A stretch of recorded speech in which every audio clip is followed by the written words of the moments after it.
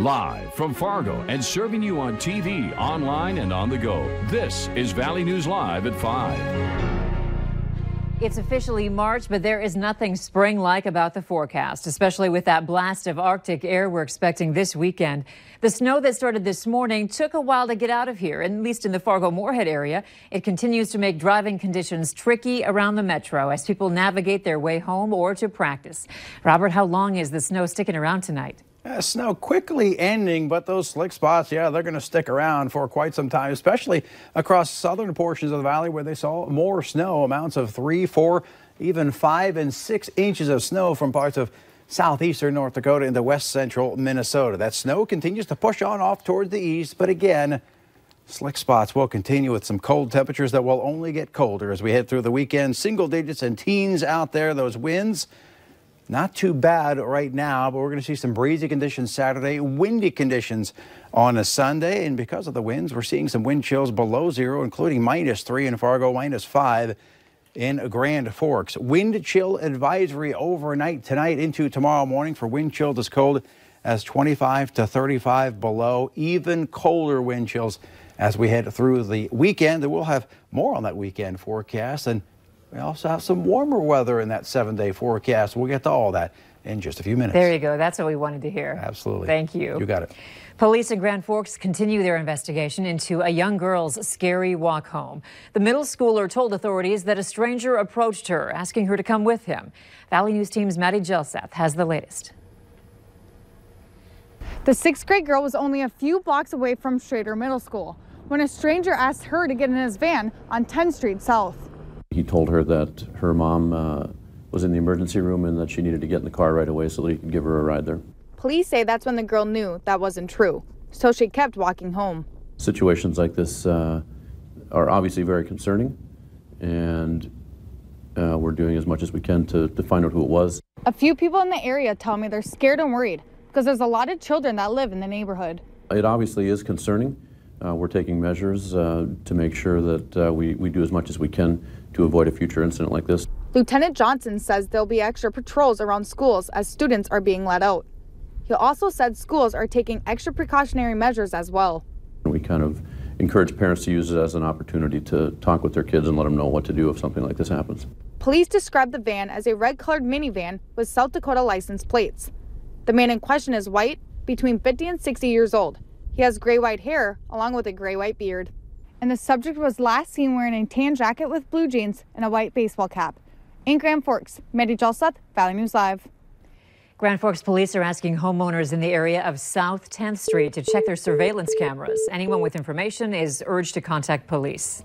It's time to take a look at this week's Valley's Most Wanted. Police say 39-year-old Sarah Jean LaChapelle is wanted out of Cass County for theft and unauthorized use of personal ID. You can call your local law enforcement if you have any information on LaChapelle. One man is in jail facing multiple charges after police say he broke into several laundry machines and had a bomb on him. Fargo police say they caught 23-year-old Travis Laframboise drilling into a laundry machine in the 1700 block of 39th Street South yesterday. Officers also noticed he had an explosive device on him. The bomb squad was called in and confirmed it was a bomb and secured it without injuries. Laframboise was arrested for burglary, possession of a bomb, and 5 outstanding warrants. We'll be talking to some of the residents from this apartment building tonight on Valley News Live at 6. A former Minneapolis police officer charged with murder and manslaughter was in court today. 33-year-old Mohammed Noor shot and killed a woman in 2017 after she called 911 to report a possible sexual assault in the alley behind her home.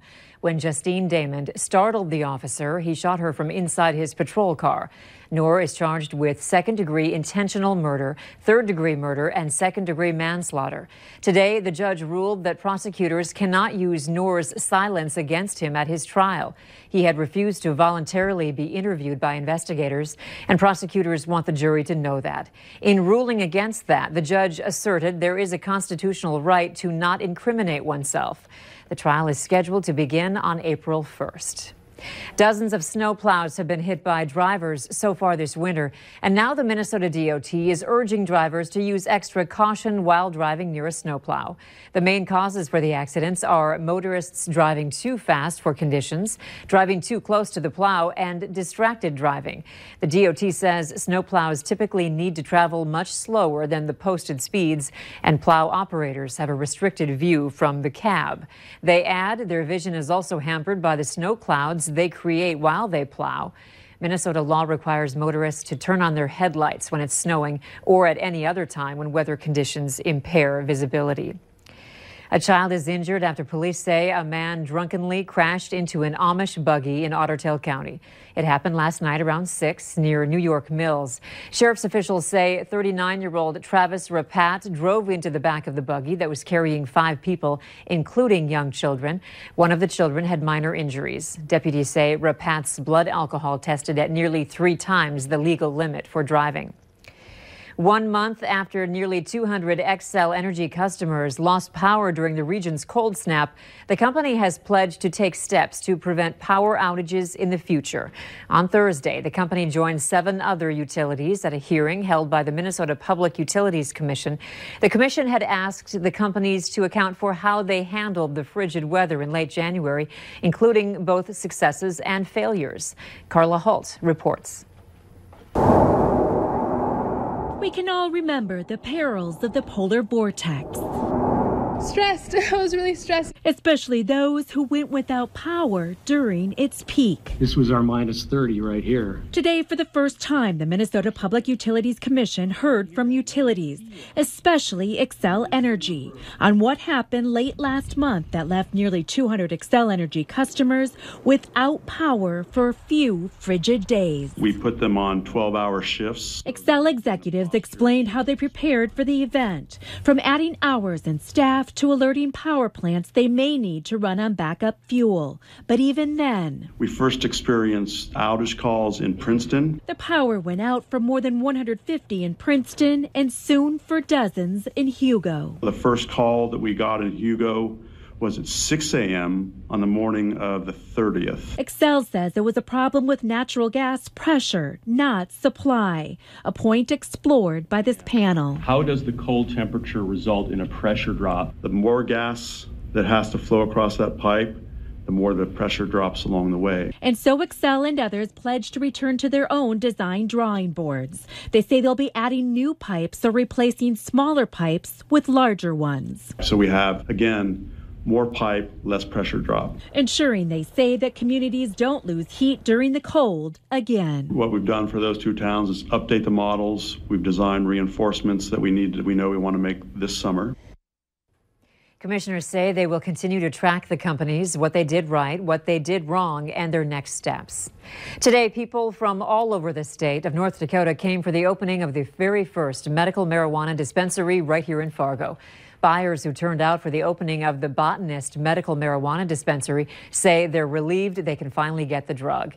Valley News Live got a chance to speak with the very first customer to ever legally buy medical marijuana in the state, and here's what he had to say. It's nice that I'll finally be able to get relief. I broke my back in a car accident. I have quite extensive nerve damage in my legs, and it'd be nice to have an alternative source for the pain and to not have to take any opiates. It took the state more than 2 years to build up a regulatory structure after voters approved the drug in 2016. The Sportsman Show this weekend will get you in the spirit for warmer weather. The show features boats, RVs, outdoor equipment, and more. There will also be vendors and booths that can help you get a jump start on planning your summer vacation. This event is family friendly with many activities set up for kids to enjoy too. We always bring live trout fishing to the Sportsman Show.